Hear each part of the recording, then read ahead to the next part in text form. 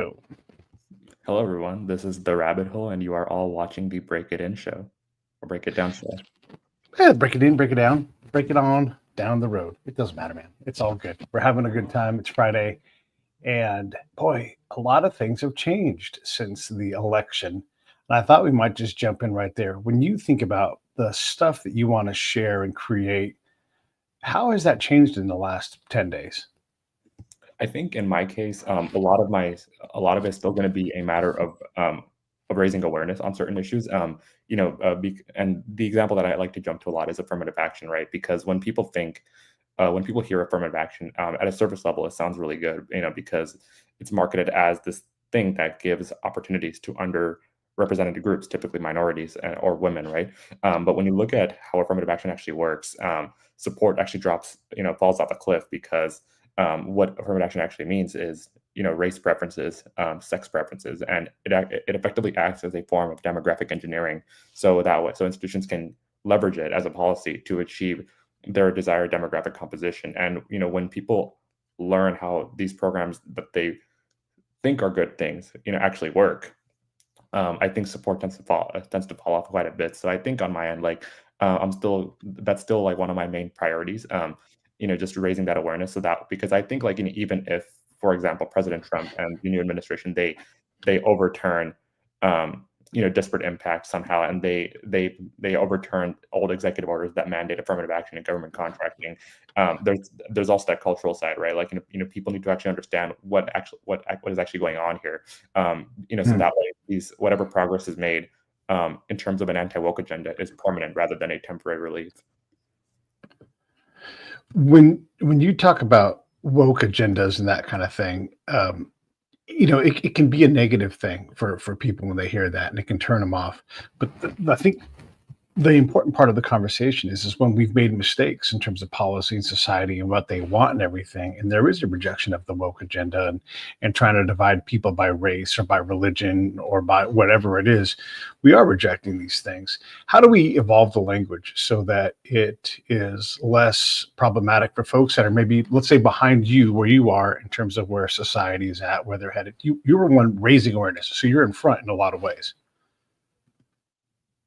Yeah, I think a lot of it is just speaking about things candidly. I think it's describing things in an honest manner, like and I think I had a good amount of this back and forth with Mark Cuban when we had our debates earlier this year, because in his case, the way he spoke about DEI just sounded like he had read a pamphlet and he was just talking points that he had read, and he was saying things that were fairly easy to disprove. For example, he would say equity does not mean equal outcomes, but we've had people like Kamala Harris, who is the vice president of the United States, make ads on equity where she outright said equity is when people end up at the same place, meaning equal outcome, right? So I think some of it is just breaking past the fake positive branding around these things and just just speaking about things candidly and not being afraid to do so. And I think some of the stigma is wearing off. Like I think at least at a cultural level, like there's this woke fatigue sort of setting in. So I think people are eager to move on from this.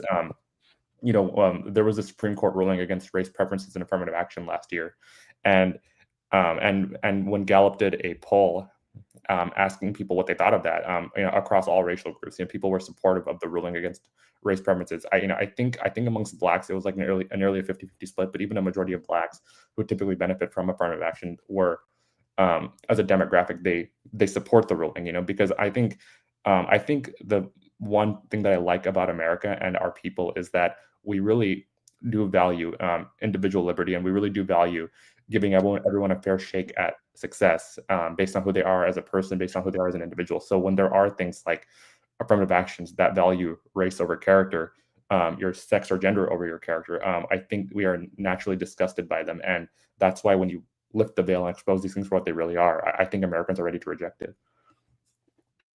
Are Americans good as a nation at subtlety? RFK Jr. is going to run HHC, and you see all of the negative headlines about how he's a vaccine wacko. But then you hear him talk in complete things on whatever show he's on It's well thought out and everything else. And he says, like, I'm vaccinated. He says these things, right? And so there's that subtlety between the extremes that we like to pretend are the real things. But are we good at subtlety? Can we handle these nuances that are there where someone gets to believe something and it gets to be at 70% of what we believe instead of 100% of this negative thing or 100% of this positive thing? I think, and I want to give credit to, I think the Young Turks for this, because I think I saw a post from Cenk Uygur around the time Anna Kasparian was having her fall out with the left. And Cenk said something along the lines of, there's one side, and I think he was referring to the Republicans, that accept people who agree with them 80%. But if you're a Democrat and you disagree with their side 1%, you get ousted and into the arms of the other of the competition. So I think, I think it's less a matter of if we can and more a matter of how we can steer the culture towards being accepting of nuances and toward the more open discourse. And some of that, I think a lot of that has to do with the universities. Like I think there's a lot of people who think that that free speech culture is dying at the universities, and it does seem to be taking a hit over like the last decade. So I think especially at the university level, we got to encourage a bit more open discourse and encourage people to not just get an education, but to be actually willing to accept ideological diversity. Because I think these schools, they market themselves as valuing diversity, but I think it's very shallow when the only type of diversity you value is like skin color diversity or sex diversity, Right.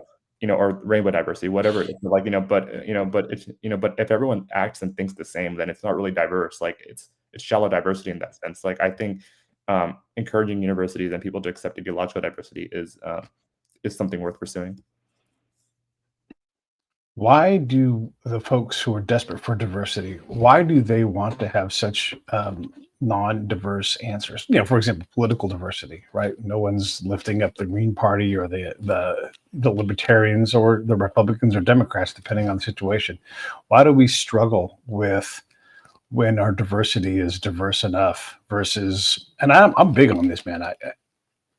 The difference, antonyms matter. So you have diversity and unity, and they're not perfect antonyms, but they're pretty damn close. And so if you only have diversity, you can't have unity, at least not easily. It's very hard to do these things. So why do we struggle with what diversity is when diversity is enough? Activists struggle with these kind of things where they push and they push and they push, and they don't know when they've won or when they've had a victory of any kind, and they just keep pushing and until they become irrelevant. And the thing that they started that we all were like, yeah, let's work on this, we end up despising them because they can't turn it off. So because they get that unified mindset and they only think of one thing. How do we deal with that?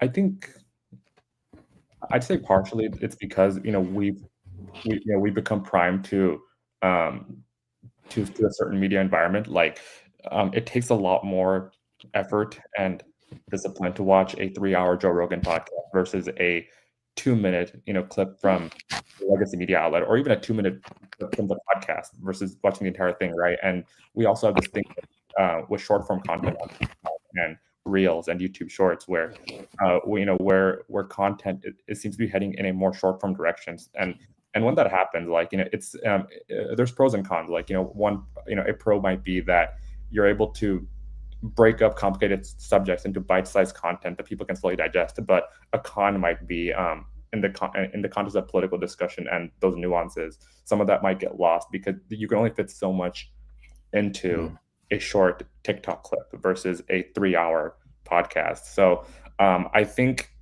I was very pleased that we saw so many big people go on Joe Rogan during this election cycle. Like I think in a 10-day span, he had on Donald Trump, John Fetterman, JD Vance, and then Elon Musk. And those were all like decent sized podcasts. And I'm hoping, in future election cycles, we see more of that. Like, so instead of these debate debacles, like, where they stand in front of the podium with a cool background, like, it's something a bit more humble, like a Joe Rogan set, where politicians come to the table, they sit in a circle, and they spend like 3 to 5 hours just meaningfully fleshing out their ideas.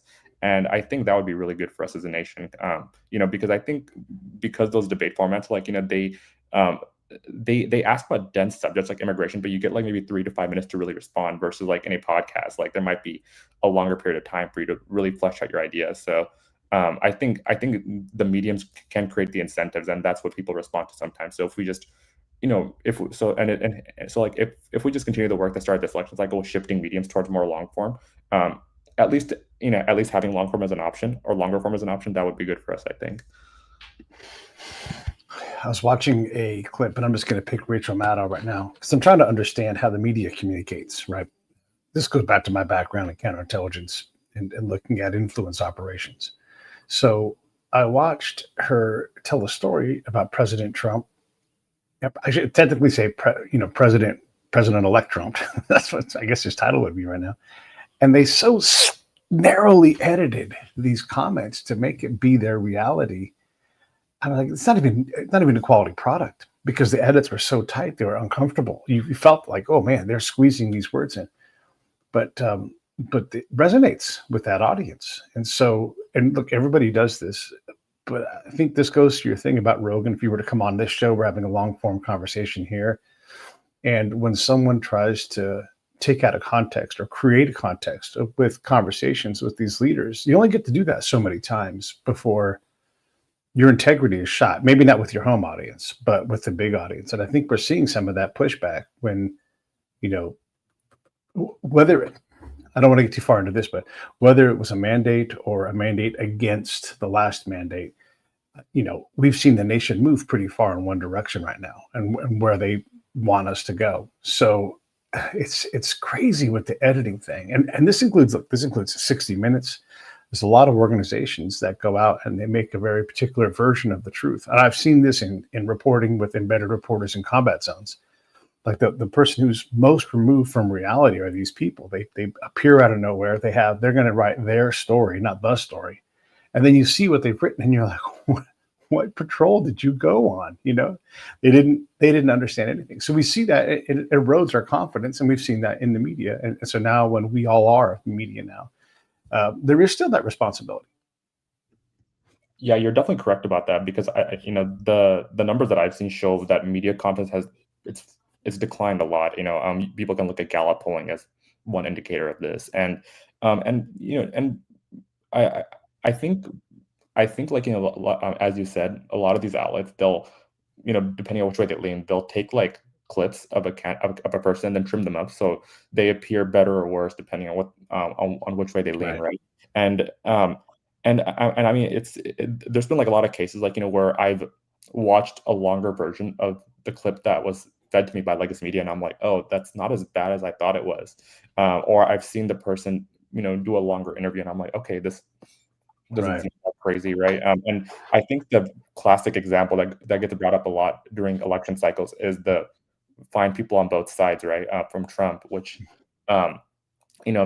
because like he goes on to say explicitly that he is not talking about neo-Nazis and white supremacists, but the way that legacy media feeds it to people, like many people were fooled and thought like, oh, he was defending these bad things when he explicitly wasn't. So and I think and I also think like when you with social media, like because there's that digital layer between you and other human beings, like it kind of dehumanizes it in a sense, because it's because it's very easy to like fool yourself and think like, oh, this isn't a real person, they might just be a bot or something, or like even if they aren't a bot, you treat them as a bot because virtual interaction doesn't carry the same weight as an in-person one or a conversation like the one that we're having. So I think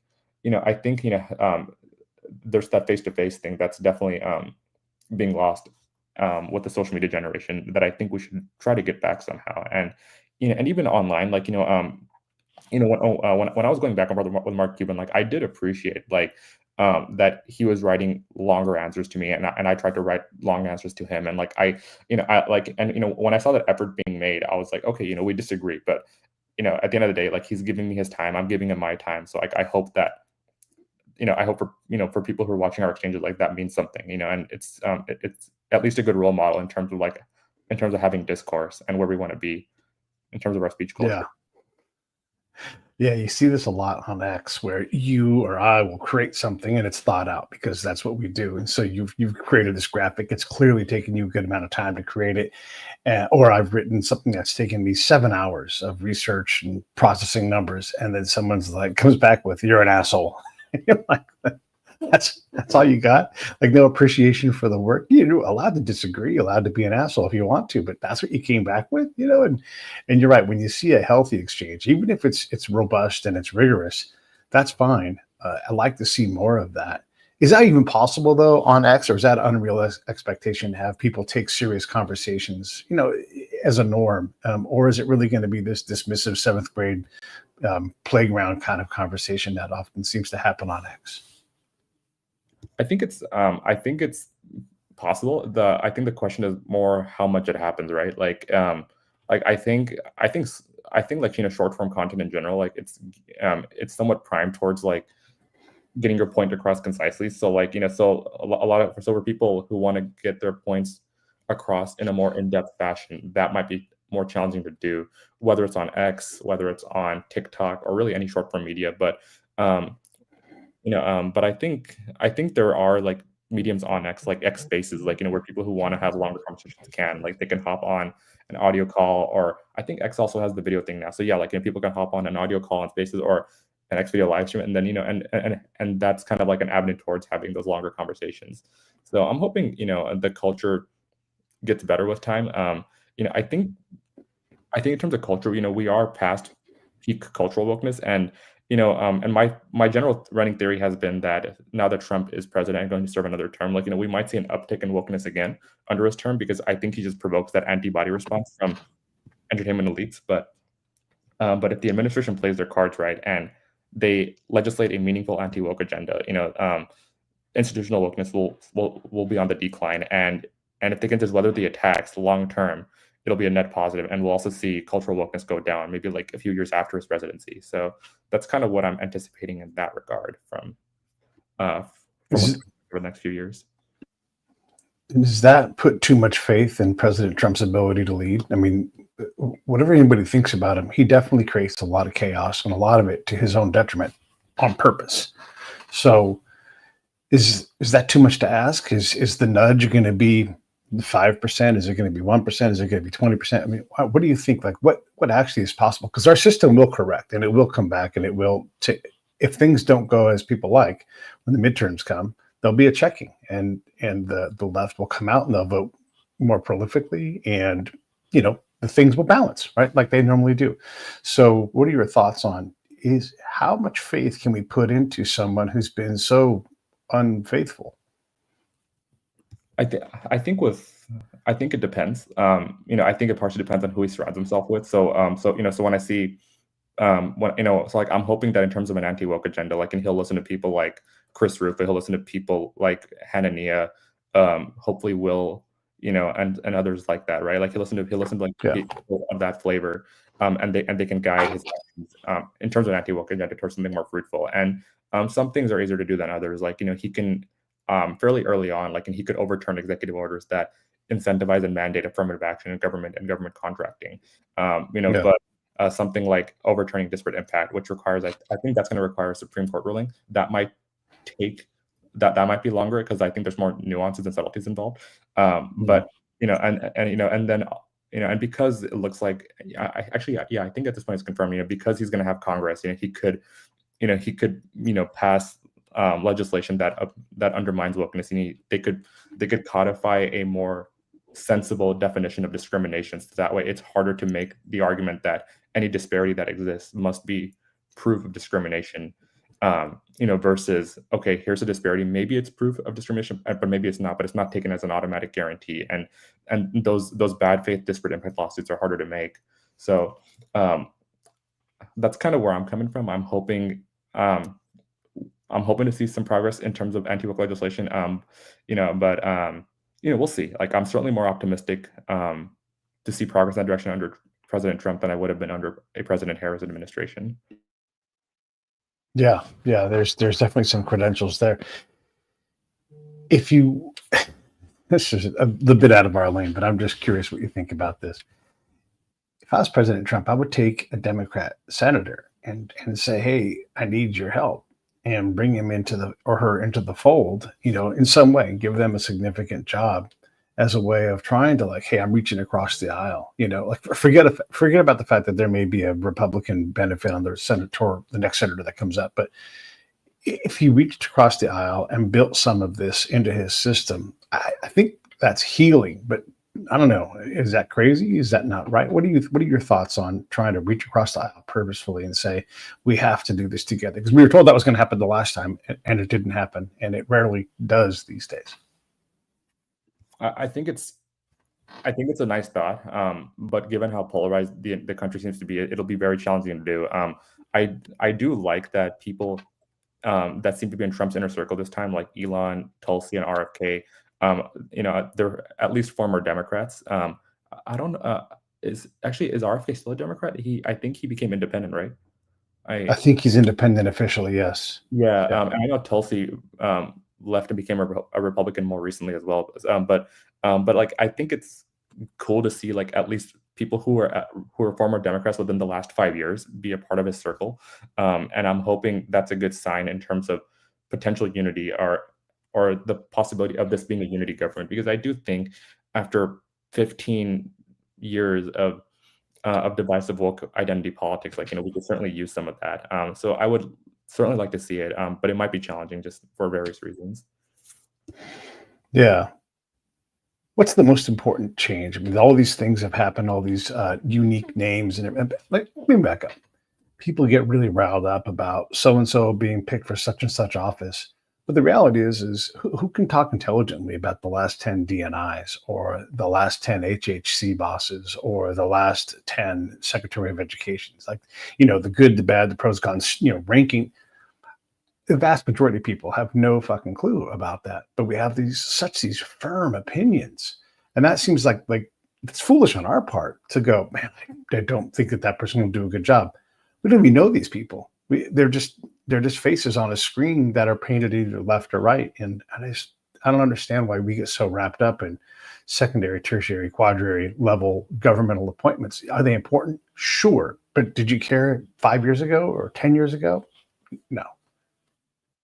I think you said it pretty well. Like it's one of those things where in the moment, it's like, oh, they're adding this person or this person to their team. But I think for the average person, like day to day, like they don't really like it won't impact them too much, right? Like I will say, like I am loving the RFK memes that have come out of his appointment. Like I was on TikTok earlier, and there was this guy doing a skit at in like a food store, and he was about to grab a bag of chips, and then RFK's voice like went over the screen and said, "Don't eat that. It's not healthy. Go to the gym, eat steak."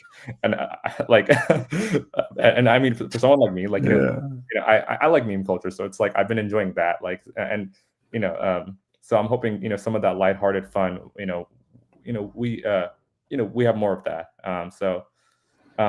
But generally speaking, I think this time, like I think generally, like me personally, like I'm not too invested, but this time I've been a bit more interested, just because I think the Department of Government Efficiency, the DOGE thing that Elon and Vivek are leading, I think that's interesting because the government does seem very bloated, and I do think we need to cut costs at some point.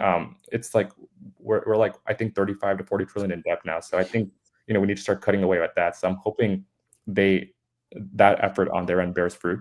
In the memo that Trump and that President Trump released announcing DOGE, I believe he had a cutoff date of July 4th, 2026, which is the 250th anniversary of the country. So so they're shooting to get it done by then, which would be very cool if it could. So we'll see. And then so I've been curious to see what happens with that. And then I've also been curious to see if Trump actually does appoint Tulsi and RFK to his cabinet, because I think it's even if they are not current Democrats but former Democrats, I think it's a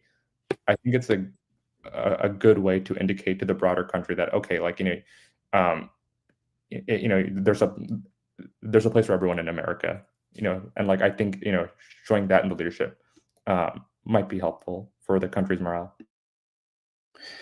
I think about when Tulsi Gabbard eviscerated Vice President Harris on stage during her presidential campaign, and has essentially killed her political career. But hey, she came back and then became vice president.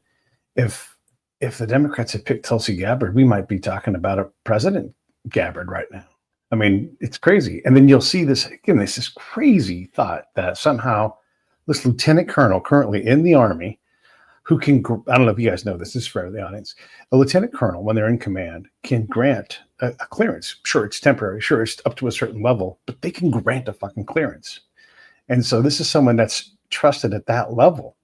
And we're going to say that she's a Russian asset? Come on. I mean, so, what if the Democrats had just chosen more wisely and took someone that seems to be likable? I don't necessarily agree with all of Tulsi Gabbard's policies, but there she was, and now she's going to probably be the DNI for President Trump. What a wild change of fortunes, and what seems to me to be a big mistake by the Democrats. It was definitely a big mistake, especially making Kamala Harris their nominee. And I have so many issues with that. Like, for one, the only people who were unaware that Biden was in cognitive decline were people who were only consuming left-wing media. Like, from my understanding, people who were consuming moderate media, centrist media, and especially right-wing media, they were aware that he was in cognitive decline. And I think it's a lot of leeway to grant the Democratic Party that none of them were aware that Biden was in cognitive decline. So I think they should have had a primary process. RFK tried to run, and I think there was a couple other candidates who tried to primary him as well, but they were all ignored. RFK was pretty much forced out of the party. And they tried to go with Biden, and then there was that debate, and then they had buyer's regret. And then in a very shady backroom deal, they swapped him out and installed Kamala Harris. And I think typically it is very difficult to prove that a political appointee is a DEI hire. But I think in the case of Kamala Harris, it's hard to deny that she is, because she was explicitly selected by Joe Biden on the basis of her demographics. Like, there's explicit quotes from him saying that I want a woman, I want a person of color, and she's the one he settled on. And in Kamala's defense, I think Biden did her a huge disservice by openly proclaiming that, because if he hadn't said that, she would have had plausible deniability. But because he outright said that, it's hard for her to deny that she's a DEI pick. And that's something else too. Like you said, when Kamala tried running for the presidential nomination in 2020, she was eviscerated on stage by Tulsi, which sank her entire campaign. She dropped out, I think, before even the first ballots were cast in the states, like before Iowa, before New Hampshire, and then months later, Biden wins the nomination, chooses her as the running mate, and this time, she didn't even win the nomination to be the presidential candidate. She was selected. And that's a trend with her. Like, that's a trend with Kamala Harris. She doesn't win or earn anything that she gets. She's always selected rather than elected to be in positions of power. And I don't think that's a good standard for the United States of America. Because if she had won, that would have felt more like a coronation process than an election, in my opinion. And I wasn't really for that. And for those reasons, I opposed her more strongly than I would have other Democrats, and even more than Joe Biden. Because whatever people want to say about Joe Biden and Trump, they did earn their spots. At least in 2020, Joe Biden earned it, and then Trump earned it 2016, 2020, and even this time. I'll amend that, because I think in 2020, and this is true of incumbent parties in general. When a party's when a party hasn't their representative in the presidency, they don't really have a proper primary process, which I would like to see in the future kind of be amended. But but I think both of those people, they earned it more than Kamala did, and I wasn't a fan of that at all. And I think like you said, they would have benefited from someone more likable like Tulsi Gabbard to be in that spot rather than Kamala. Or even if they had done a speed process, that would have been better than what they did. Yeah. And let's not forget that when Joe Biden ran for president in 2020, or the years leading up to 2020, he didn't really run a full primary season. Everybody just sort of dropped out to oblige his candidacy. It's very, very shady. It was very shady. And a lot of those people got jobs in the administration. And so it wasn't a true, they're out there. And obviously, look, there's a disease going on and spreading to people. So I understand why, but it was not a transparent situation. And it was another, let's say, coronation light. But I have a real problem with anybody who, look, you and I have, and you're just a little bitty bunny. we've won the same amount of delegates on the campaign trail as Vice President Harris, and that is a wound for any party. That it is. I penalize it. I for sure vote against certain things. I vote against most incumbents, and it's partly because I don't like being lied to. I don't like being told one thing and have another thing really be true. So I'm glad to vote for a Democrat. I have no problem doing that, and I've done it many times. But don't lie to me, and don't do backdoor deals. Just shine the light of transparency on everything you do, and even if it's ugly, I can wrap my head around that because I understand how hard it is to run California during a pandemic. Oh my gosh, you're going to get a lot of grace from me. I appreciate them doing it. I certainly don't want to do it. And so just even an effort that is filled with errors, okay, it's really hard to do that. I can wrap it, but be transparent. Don't tell me that one thing is happening when you're really doing another thing. Even if it isn't what happens, you have to be transparent because it's a mortal wound to a party. And you may not feel like it's the thing that's hurting you because you've got inertia in another area, but I think we saw a lot of that in this election where people are like just fed up with the duplicity that we could see in the news, we could hear in the speeches. And then when you compare any debate to what Joe Rogan did during that big week, there's just no comparison. Yeah, and I think Democrats had to lose this time for them to get the message because if they had won, then it would have been the country enabling those backdoor deals. It would have been the country enabling wokeness. It would have been the country, accepting, all the sus things that the Democratic Party has done over the years. And I think, I think the Democrats losing this, I think, and I think we're already seeing this. There's going to be like that internal struggle, and they're going to try to iron out the kinks in their party and weed out some of the bad ideas. Like AOC took pronouns off her X bio. I think it was yesterday, or the day before. So I think because they lost, they're going to start reevaluating some of these positions and some of their woke positions. And if they step away from transitioning children, if they step away from supporting demographic engineering, in the form of affirmative action, if they step away from some of this woke nonsense, I think that'll make them a much more robust party. And I don't necessarily criticize the Democrats because I hate them or I want them to forever lose. I criticize them in the hopes that in the slight hope that someone might listen and they get their act together. Because I think for what because I'm not the biggest fan of the two-party system. I do wish we had more viable options, but it is effectively a two-party system, and I would like America to have at least two good options. Versus I think especially the Democrats as a party, like they've just fallen off a cliff, in my opinion. And also one thing that I've observed is that, in my opinion, the talent pool on the Democrat side just doesn't seem as fleshed out. Like I think because they kept nominating these old heads, like Joe Biden, their younger talent is they have like a lower supply of younger talent than the Republicans do at this point. Because when you look at the Democrats, it's hard to identify what young talent they have. Maybe AOC, maybe Pete Buttigieg, but then you look at the Republicans and it's clear, JD Vance is the incoming vice president. There's Vivek, there's Ron DeSantis. There's a few big people on the Republican side that you can point to and say okay, this is, these are people who might be around for the next few decades. Versus, So I'm hoping that Democrats notice this as well, and they say, and they realize okay, we need to invest in younger talent and get our place where it's viable for the next 30, 40 years, versus just kind of prop up these old heads. So that's, yeah. I couldn't agree more. I mean, so I'm going to put this graphic up. It's a little bit dated because back when Pete Buttigieg ran for president, but there is this, let me get this quote out of the way here. But that's me and that's Pete Buttigieg. And I'm like, hey, what's the difference here? He was a mayor. I worked on a county governmental, community thing. It's small differences, right? And he's lauded like this. And look, I'm not against Pete Buttigieg at all, right? If he can do a great job, then great. And I don't know if he did a great job as the transportation boss or not, but I'm supposed to just believe this person just because? I don't know.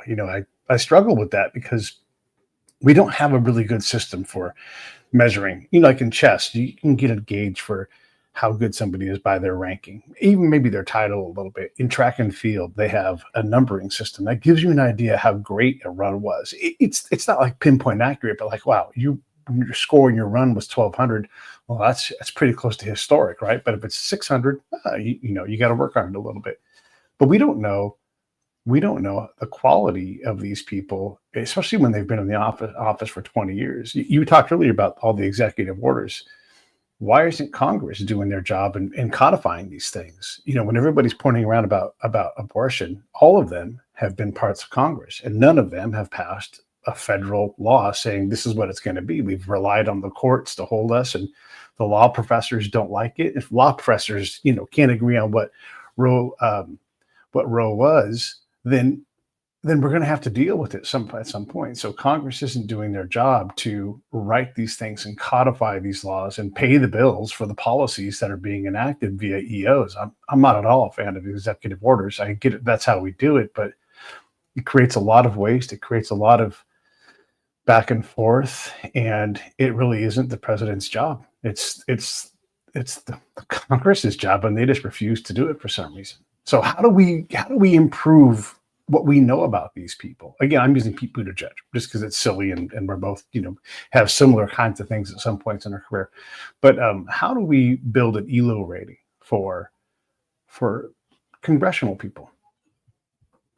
And I want to say, to Pete Buttigieg's credit, I think I saw him go on. Was it Jubilee debate? I didn't watch the video, but it was like, I think, a 1 or 2 hour video format, where people would raise their hands and debate him for like a few minutes at a time. So, and I think people doing more things like that, like just more long form content, like that would be the ideal, because, and this just goes back to like some of our earlier conversation on media types, creating incentives, right? So if you have if you're overly reliant on legacy media, like, you're gonna try to curate this somewhat artificial picture of who you are as a person, versus if you go on Joe Rogan, maybe if you're really good, you might have 1 or even 2 hours of content that you can recycle on, but by the 3rd or 4th hour, like, you'll run out of that, and it'll be more organic, more authentic. So I think, and so I think seeing people do more of that long form will be good. And there have been Democrats who've done this before. Like, Bernie Sanders went on Joe Rogan in what was it? I think it was 2020. And that was like, I think it was an 1.5 hour conversation. Andrew Yang went on Joe Rogan. Tulsi Gabbard went on Joe Rogan. And again, I know she's a Republican now, but I think but many of her appearances were when she was still a Democrat. So, Democrats on Joe Rogan before, and they are open to doing these long form content. So I think, like, what I would really like to see is instead of like these debates on MSNBC, like, a 3 to 5 hour Joe Rogan podcast of just a long discussion where each person just gets into the nitty gritty of their policy, and I think everyone will be better off for that, and I think it'll also force them to do their homework a little bit versus just talking about concepts of the plan, right? So I would like that personally. Yeah. No, me too. And I do as much as I can to have political people on my show. Sometimes, and I don't mind having city council people on, or people that are running for mayor, or whatever it's going to be. I had the city manager from my hometown, because he's like, hey, we need to raise taxes. And he laid out this long, very clear, like, I understand you guys don't like taxes. I understand there's history of things not being done the way they said they were going to be done. Regardless, here's where we are, and here's what we can afford. And if we don't pass these 2 measures, here's what happens. We'll still go on, we'll still do things, but we'll have less money to do all the things. And so we won't do everything. And so I had him on the show because I thought that was a great way to communicate. Like, hey, I'm trying to run this city, and there are realities. And as much as we all don't want to pay taxes, someone has to pay for someone else to mow the lawns, or to literally clean all the shitters in all the parks, because someone has to do that. And and I asked him, I said, like, what if a bunch of neighbors just wanted to go out and grab the lawnmower, just mow the city park and not charge the city anything? If you get enough people, it'd be no big deal at all. And he's like, do they want to do that in the rain? Do they want to go clean the shitters in the rain on a Saturday when their kid has a birthday party? Or would they rather pull a couple bucks out of their pocket and fund that part of the city's operation? And we're talking about fairly minor things here, right? But it's great to have someone have that conversation. And we're all welcome to disagree with them, but you hear an intelligent person who's got a law degree, who's got years in the field of city management, and you don't have to agree with the guy, but you do have to agree that, hey, that's a good dude. He's got kids in this town. He lives here. They play ball. Okay. What am I mad about? Am I mad about politics, or am I mad about his ability to do the job? And then all of a sudden you realize this guy, Mario, that's his name, Mario.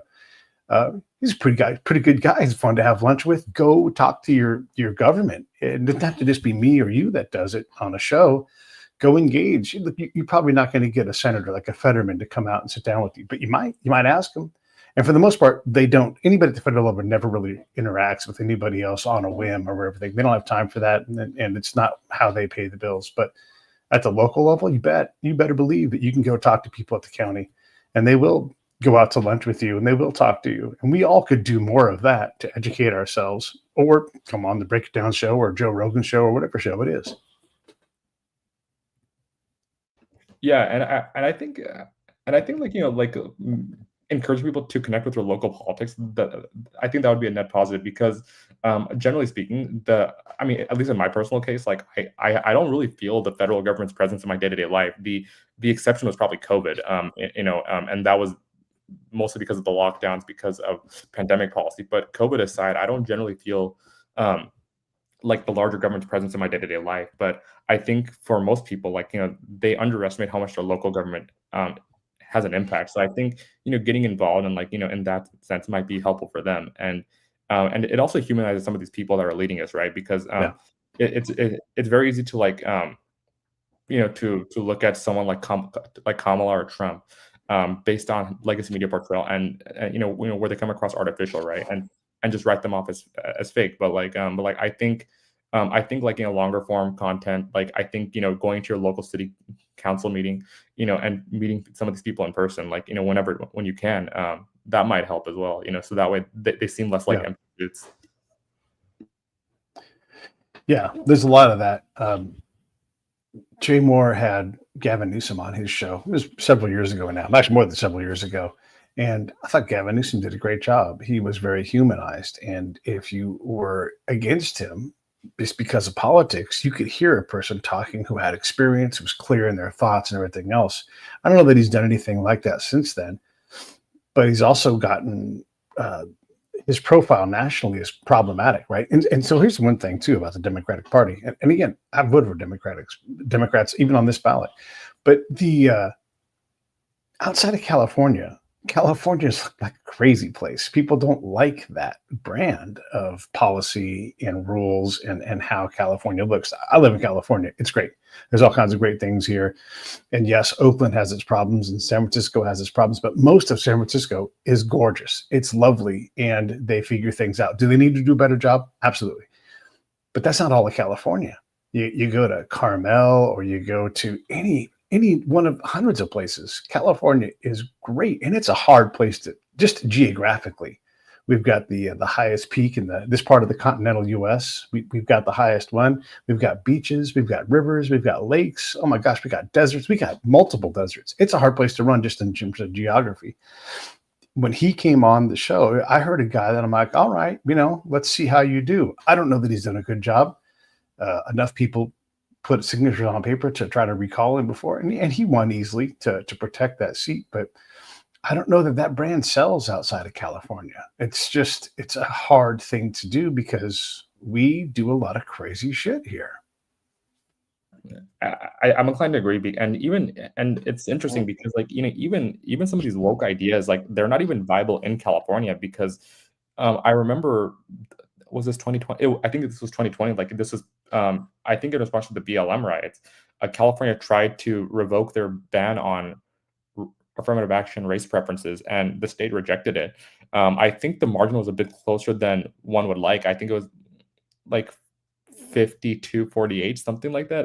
It's been a while since I've seen that number, but even in California, those things aren't very popular. And even today, this report from the Financial Times came out, and Democrats are just way more likely to support things like affirmative action than the median American voter is. And I think some of that is because they're in geographic echo chambers, like in California, like in New York, because many of them live in cities that are so blue that seeing a Republican is like a unicorn, right? So I think and I think especially for them, like it's probably a good idea to venture outside of their geographic bubbles and like meet people of differing viewpoints, and that might help return the party to a more palatable stance for the wider American audience. Yeah, yeah. You mentioned the Financial Times, and the headline right now is valuations at Musk, SpaceX, and XAI are set to soar in new deals. Some of this is because he's aligned himself with the guy that just won the election by a lot.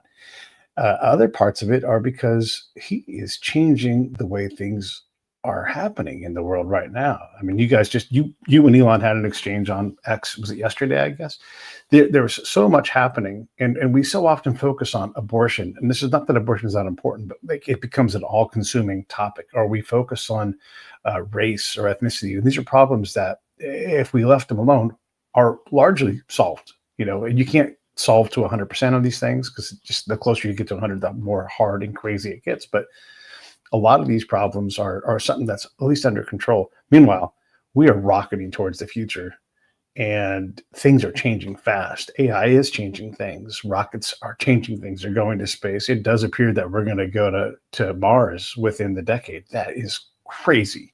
And so we often get so wrapped up in old beefs that we're having trouble understanding what's coming. Because if we look at the last 20 years and how much our lives have changed, but we already get ready, because it's going to take a massive leap again.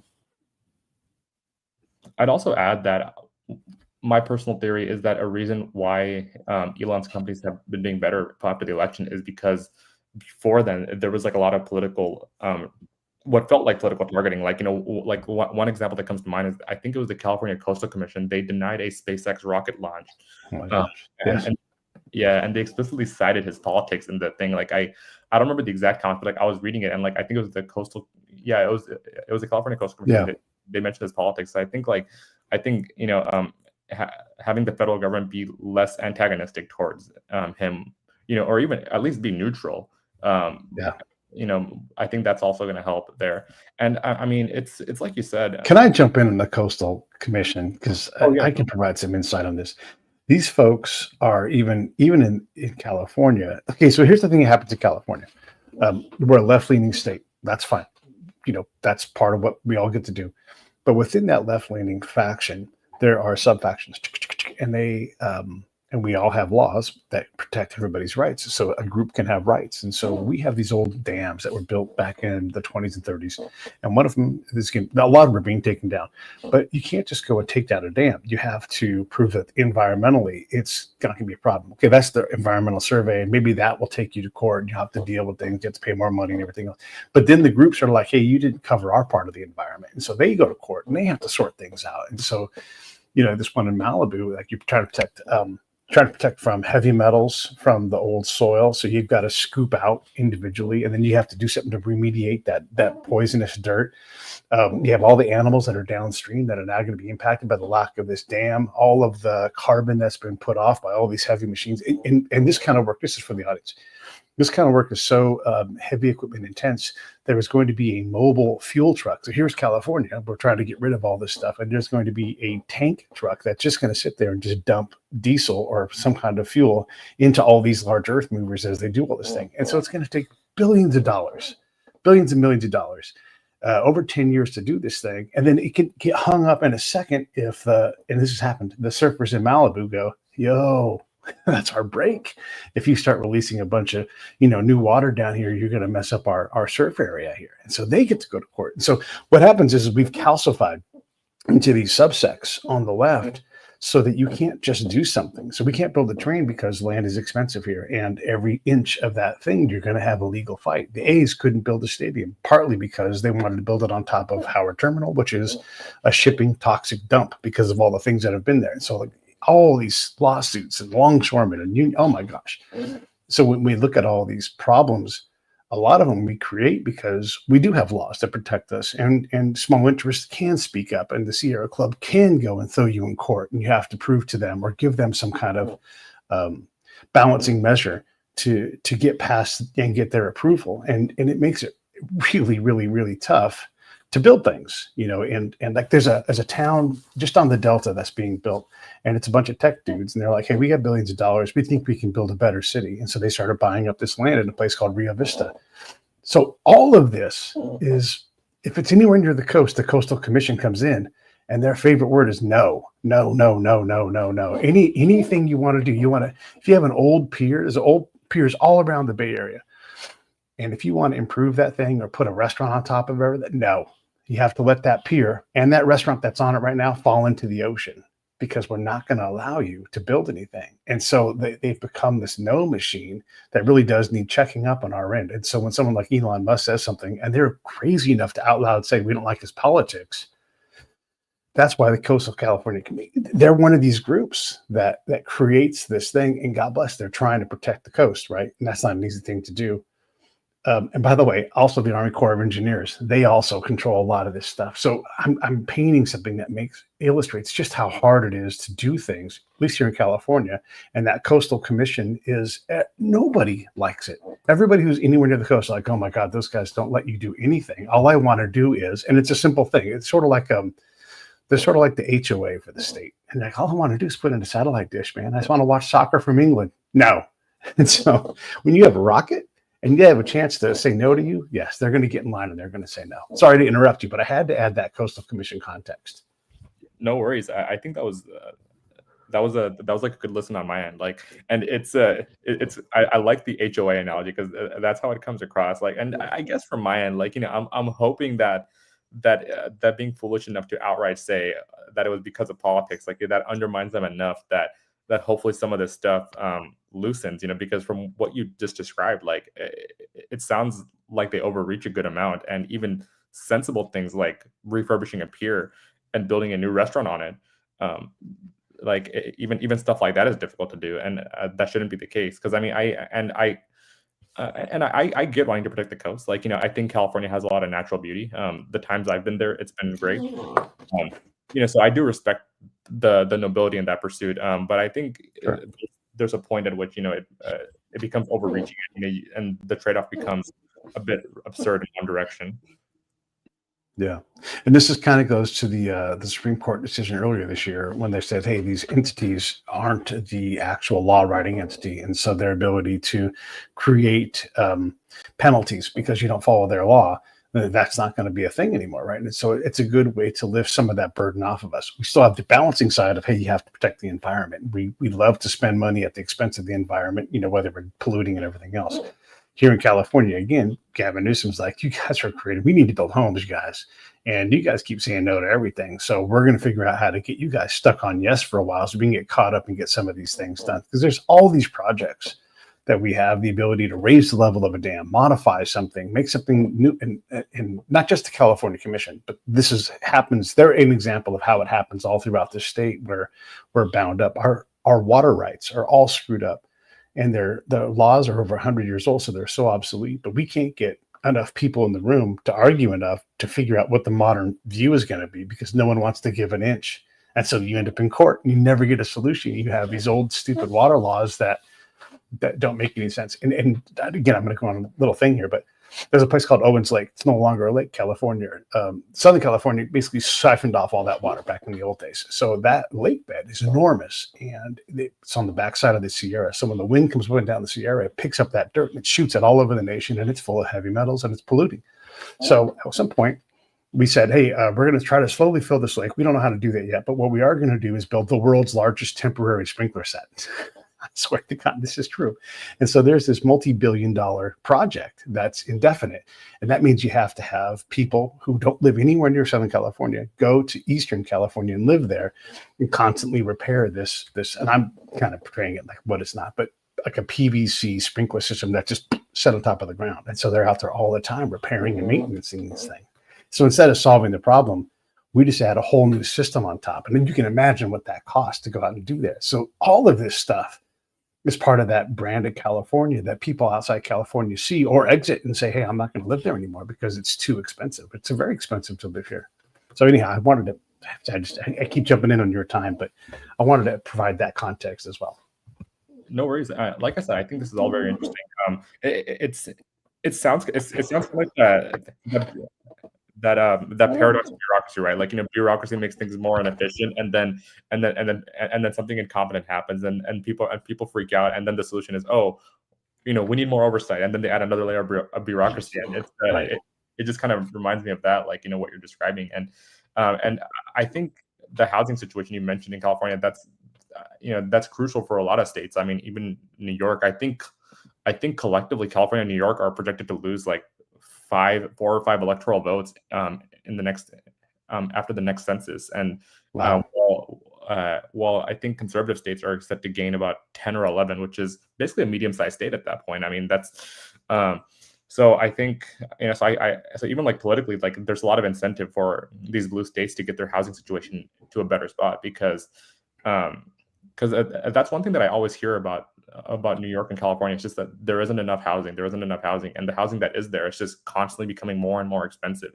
And the average person, can't afford that. Like, because the average person isn't a tech millionaire, right? And they're so like they can't afford a multi-million-dollar home in, let's say, the Bay Area, or they're not like a multi-millionaire finance bro in New York, so they can't afford like those high-rise condos. So people like that, like the average person, they get forced out of the state, and even electorally, it looks like that's going to start hurting them soon. Yeah. Yeah, and one of the things, so let's get back into influence. One of the things we'll often see in the media is they'll put an adjective in front of the thing that they want to sell that thing. So they'll say something like affordable housing. Well, okay, great. At the expense of what? At the expense of someone in San Diego who has this beautiful piece of land that's right on a bay, and you want to put an apartment complex there. Well, they're going to fight you. They're going to fight you and say, yeah, you can't put that apartment complex here.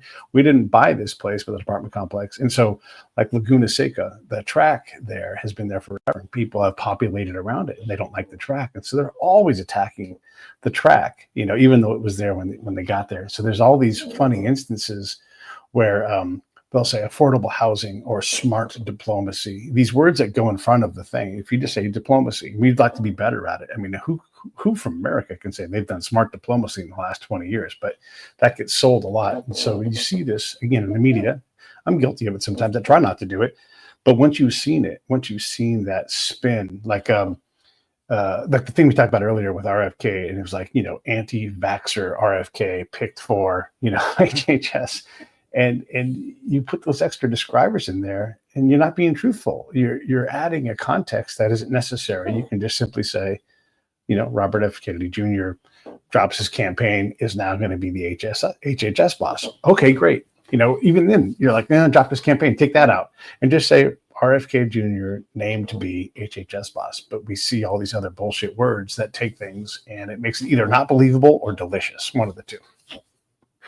Yeah, I mean, euphemisms and spins, it's almost like an inevitable part of politics, like just depending on what your goal is, like, you're going to spin things accordingly, right? And so I don't know what the solution is to that, but I doubt we're ever going to fully get rid of that, the nature of that. Yeah.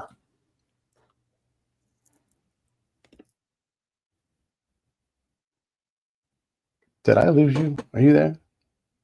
Sorry, I think I muted. Yeah, no, I was just saying, like, yeah, even with things like DEI, like, people hear diversity, equity, and inclusion, and it's like, it sounds really nice, and then Sounds great.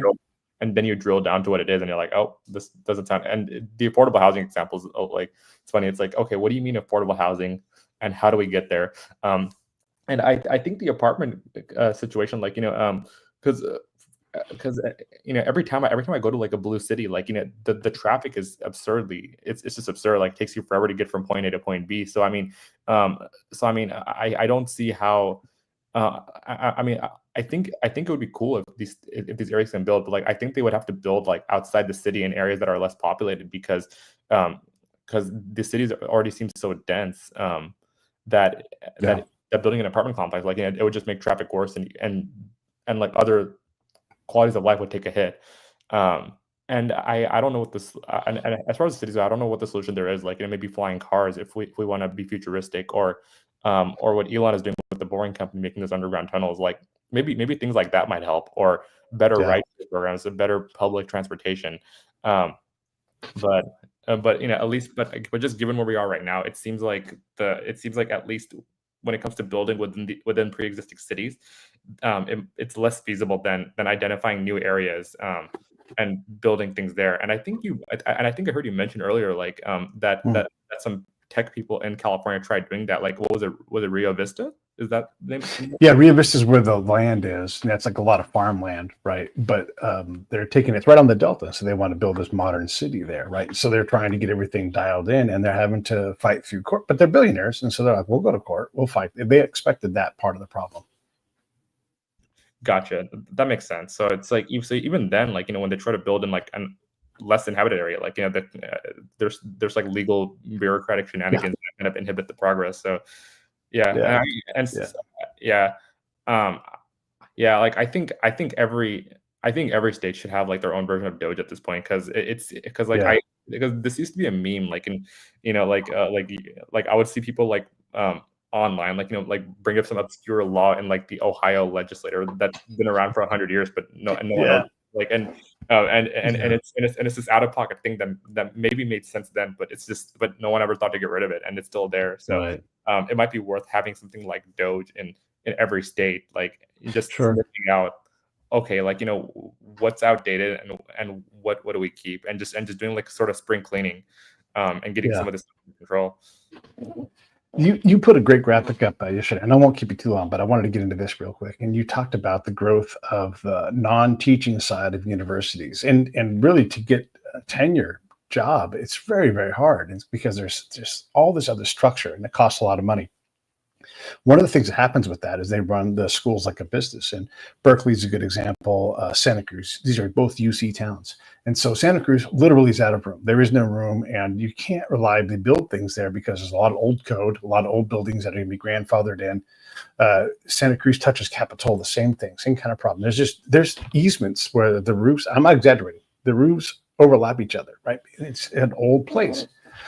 But the universities aren't incented to control themselves. So getting fresh water over the mountains and down into Santa Cruz, where there's not hurricanes, but there's tsunamis and there's earthquakes, there's all these other problems that go with it. It's hard for them to absorb more people in a way that makes any kind of sense and actually takes care of the land. Same kind of thing in Berkeley, where it's the most tolerant place in the world. That's the way I describe it. And they're so unable to regulate their population, because the second the government comes in and says this is unsafe, they'll get your fascists, and then they'll get taken to court. And so they've got all these uncoded structures behind these buildings because nobody can build anything. And so people build out of code structures, and people live in them, and so kind of, I don't want to say it's like Calcutta, but it gets towards that, where they have this intractable problem of they can't provide the governance that's needed there. And then you take that over to the energy side. I've got a friend that works for DOE, and that person was talking about how wind will never meet our needs. It doesn't work. The energy required, the waste required, it just doesn't work. But we we spend so much time focusing on this part of this problem that is not solvable with the way we're approaching it. And so you have all of these different governmental conflict. Oh, I wanted to say things about US or UC Berkeley and UC Santa Cruz. So the school is incentivized to grow because they got all these business people, and they're like, we got to grow. And so they grow, and Santa Cruz City is like, hey, knock it off with the 10,000 new kids. We've got nowhere to put them. And so now you get inhumanity in this mix, where people are living in the streets, are living in their cars, and they're UC students. They're getting stacked in triple high bunk beds. And that's not what anybody wants. But the school isn't obliged to cooperate with the city, and the city can't compel the school to knock it the fuck off. And so nobody wants to go build UC Tracy, because no one wants to live in Tracy today, maybe down the road somewhere. But there's just nowhere to put these people in a lot of cases. We don't know how to power things. We don't know how to move water. We hate the thought of like, let's test our electrical system and figure out what it takes. In California, we want to go to all electrical appliances. Well, will our grid handle that? Because we can't handle what we have now. How are we going to? So you have all these things where the school administration grows, and that creates this other problem. You have these other administrations that grow, and no one ever prunes it, and it becomes a problem. And that kind of goes back to the Doge thing. But I wanted to get your thoughts on how all of this stuff ties together. I think I remember reading a Reddit post that's like, I think it was in California, but like it was basically this kid was attending a university, and they couldn't get housing because it was so overly there was just too much demand and not enough housing, so like he couldn't get housing, Yeah. but already enrolled, and I liked the school enough that they didn't want to give it up, so they were effectively living out of their car, and for their hygiene they got a gym membership, and they were just showering out of the gym and sleeping in their car, and somehow they made it work for a time. And Yeah. I forgot if that post ever had a follow-up and they got housing, but I remember reading that. I was like, dang, like There's interviews for housing in Santa Cruz. Like you have to go to someone's house and say, "Hi, I'm Pete. I'd like to rent your house," because there's so much demand that they can do they can do it. And so yeah, it's very, very, very tough. And there's no limiting factor with like, hey, that's enough. Stop. We're maxed out at 150,000 people. And if you've ever been to Santa Cruz, it's not a place with a lot of space. And you can't go up, not reliably, not safely. And that, oh gosh, the cost, the energy cost of putting a 7-story tower there to get all that equipment over the hill. I mean, you just plume it out all kinds of, for people that love the environment, is not the way to go. It's a crazy thing. Yeah, and that makes sense because I know there's parts of California is like where where the ground just isn't stable, and like so you can't really build anything there. So it's a tough challenge, and like and I know I know politically there's implications for losing a population, so you lose standing in the electoral college overall. But would you say that for people who are living in California right now, like is there like a benefit to some people leaving the state so it's less congested? Yeah, I think so. And it'll happen because it is so expensive too, and it is so hard to do things. And companies are leaving, so they take their jobs to wherever, Tennessee, Texas, Idaho. These are all places where people from California move to. Okay, that's interesting. I've heard Texas and Miami mentioned a lot, but it's the first time I'm hearing of Idaho, so that's cool. Yeah, Idaho a long time. Idaho's growing because Californians have moved to Idaho and Montana a lot, and the Montanans and the Idahoans, they're not a lot crazy about it, but here we come, and it helps drive revenue and economy in those places. So I've got a friend of mine who lives in Idaho and works until he retires. He works at a refinery in California, and so he's already moved out. He's going to take all his retirement income. He makes over $100,000 a year, and all his money is going to leave the state. And so there is a reckoning. There is a voting with your feet that happens. And for sure, California and New York, they're experiencing that. And Florida's getting the other end of it. They got all these people coming in with money. They're like, I'm cashing out. I'm leaving Chicago. I'm leaving New York. I'm going down to Miami or Tallahassee or wherever it is.